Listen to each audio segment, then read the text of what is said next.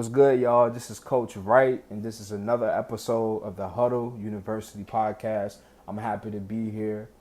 But one thing I want to talk about today, and it's coming from our heart, you guys, it's coming straight from our heart. It's not your job to fix people. It's not your job to fix people.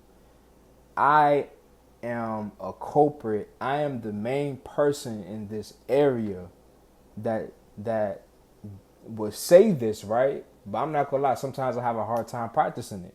Okay? So for me, I naturally try to fix people. Does it make me right? No. Does it make me wrong? Yeah, it does. In most situations it does. I do it out of the kindness of my heart. I come from a genuine place when I do it. I don't really try to change people for who I want them to be. It comes across like that. And it can easily be perceived like that, from the outside looking in. But where I come from a place, from an internal place, I feel like I'm helping people, right? And you ever feel like you're helping somebody so much to the point where it's like you're actually hurting them, right? That's my thing. So I come from a place of, I just really want to help this person. I just really want to help that person. I want to fix this person there. I want to fix that person there, but in all actuality, I say fix in my head, but I'm really damaging them. I'm really doing more harm than I am doing good. I'm being overbearing. I'm being so focused on what they have going on to the point where I could come across at times as being hypocritical. So for me, I'm learning along my journey of, being a man, you know what I'm saying? And just growing up and not being a boy and have that little boy mentality. I'm learning along this journey that it's not my job to fix anybody outside of myself. It's not my job to fix anyone. Like, that's not my responsibility. And I'm learning that the more energy I invest into me fixing myself, and y'all, I got problems. I have real problems. I'm talking about anger issues. I'm talking about having a bad temper, being quick to get angry, being quick to snap, get mad. Like, outside of that, and just becoming more disciplined, like doing different things like that in my personal life. Y'all, like, I struggle with it. So the same energy that I spend trying to fix people's problems, I could be spending that same energy fixing my own problems. And the thing I'm realizing is that you don't change anyone or anything by you trying to change or fix them. You change people, you change your environment. Like the change comes when you start to focus on yourself, when you start to work on yourself, when you start fixing your own problems. You would naturally start to change people in your environment. People, just like, not even just people, you will naturally just change the things that are around you when your energy is more so focused into fixing you. When you understand that no one is your problem, when you understand that you are your own problem, you give yourself permission to grow. You give yourself permission to be great. You give yourself permission to inspire others, not to influence them or inspire them to do what you want them to do, but you inspire them and you influence them to do the right thing and for them to do right by themselves. That's what happens when you start, instead of talking change, when you become the change. For a lot of people, when you try to fix other people, you talk change, right? You talk inspiration, you talk that. But when you start to look at you, when you start to look at your house, when you start to look at your life, your room, and these are all just metaphors, when you start to just look at yourself and you start identifying what's wrong, you start seeing that you have a leakage in your ceiling here. You start seeing that you lack forgiveness. You start seeing that you lack patience. You start seeing that you need to be a little bit more empathetic for people. You start seeing that you're self-centered, Caleb. Like, you start seeing all the different things when it comes to yourself. And when you identify those different problems, and when you identify the tools that you're going to use to fix those problems, okay? Me, I choose Christ. I choose Yeshua. I choose Yahweh. I choose God. And everybody I'm naming is all one person, but it's all one thing, one being, one entity, right? I choose God to fix my problems, right? But in the same way I choose God, I also use this behavior assessment called the DISC assessment.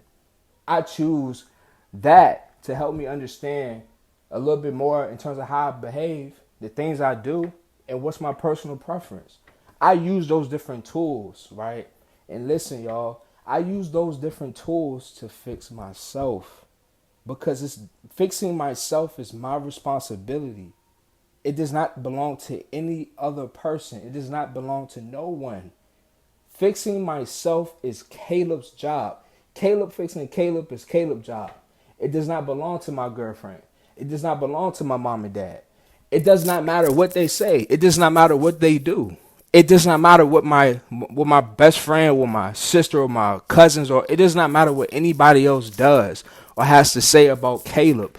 It matters what Caleb knows about himself and what Caleb is willing and prepared to fix.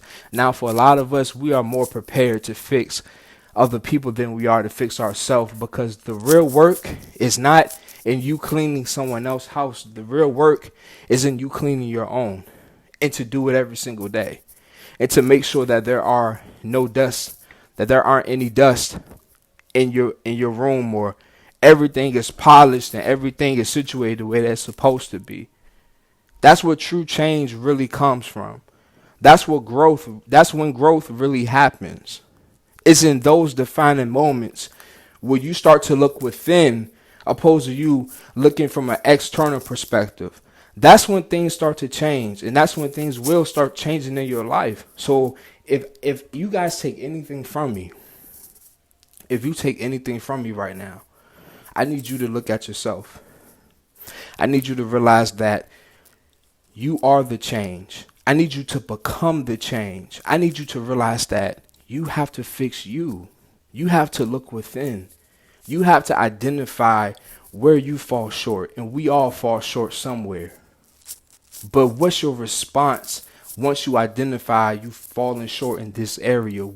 How are you going to respond to your shortcoming when it comes to that area? How do I respond to me not having a forgiving heart sometimes? For me, easily being angered. How am I going to respond? To breathe. That's my first response. And to realize that you're no different and you make mistakes too. That's what I do. That's what I tell myself. I take a deep breath and I realize that I've fallen before. Come on, I'm talking to somebody. I realize that I have fallen short of the glory before, the same way that this person has. Am I any better? When's the last time I made a mistake? How did that person treat me? I do y'all one better. Caleb, how does God treat you when you sin, when you make mistakes? Does he disown you? Does he say you're no longer his son anymore? Does he talk about you? Does he abuse you? No, he loves me. He's patient with me. He keeps me. He covers me. He protects me. He covers me for where I am weak. Then I am strong. He's there for me every step of the way. So I ask you the same thing, and you identifying where you fall short. What's your response to your shortcomings? How are you going to respond? And then once you know how you're going to respond, how often are you going to respond? Because I promise y'all, there's going to be another situation that's going to happen where somebody might cut me off in traffic. How am I going to respond? Somebody might disrespect me and call me out my name. How do I choose to respond? People at the job may not like me. They may be talking about me. How am I going to respond? Do I respond the way that might be natural to me in the moment based on what I chose to do in the past? Or do I make minor adjustments? Do I make minor adjustments for a major change? Do I make minor adjustments to receive permanent change? Do I fight for a new natural, or do I just stay with the same habits? Do I stay with the same mentality because it might be convenient? I'm telling you, when you see your room is junky, when you see your house is out of order, it's gonna take everything. It's gonna take all of you to fix it because it belongs to you. And I promise y'all, man, when you go to other people's houses, for us, y'all, it's so easy to be judgmental. It's so easy for us nowadays just to go to other people's spot and say, ooh, you doing this wrong, or ooh, I see this, and ooh, I see that. It's so much easier nowadays to pinpoint what's going on in another person's house than it is to pinpoint what's going in yours. What's going on in your house? You can see everything wrong with your neighbor's house, but do you see anything wrong with yours? I'm talking to somebody. What are you, okay, and do me this. The same way you are able to see everything with this person's house, you are ignoring some things about yourself. You're painting this picture of this person needs to do that. That person needs to do this. What do you need to do? You have all these expectations for him. You have all these expectations for her. What are your expectations for yourself? He has to do this. She has to do that. What do you have to do? What do you expect you to do? So again, if y'all don't take anything else from me right now, please look within. Look within your soul. Look within your mind. Look within your heart, your body, your spirit. Look within yourself. Because I promise you, that's where you will find the problem and you will find the answers within you.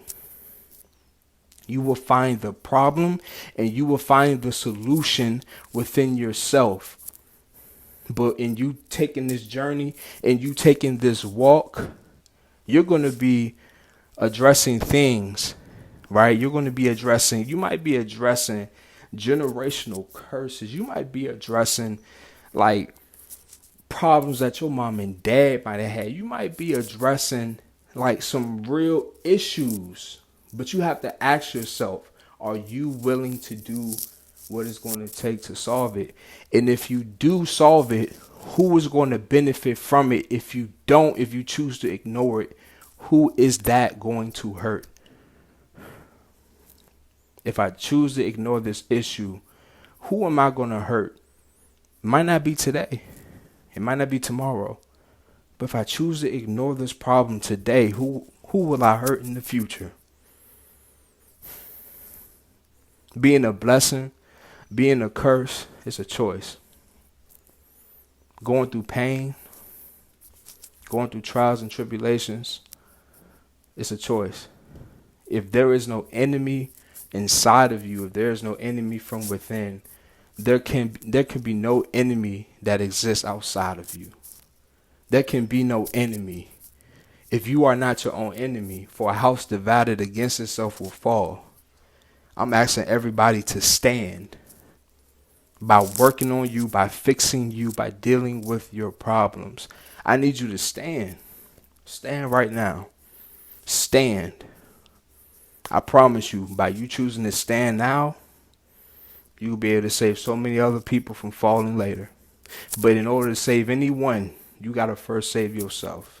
That's all I got for y'all, man. I promise y'all the plays work. I promise you everything we're talking about now, it works. And I'm putting this into action in my life right now. It works. You just got to believe it and you got to do it. God bless y'all. I'm going to holler at y'all later. Peace.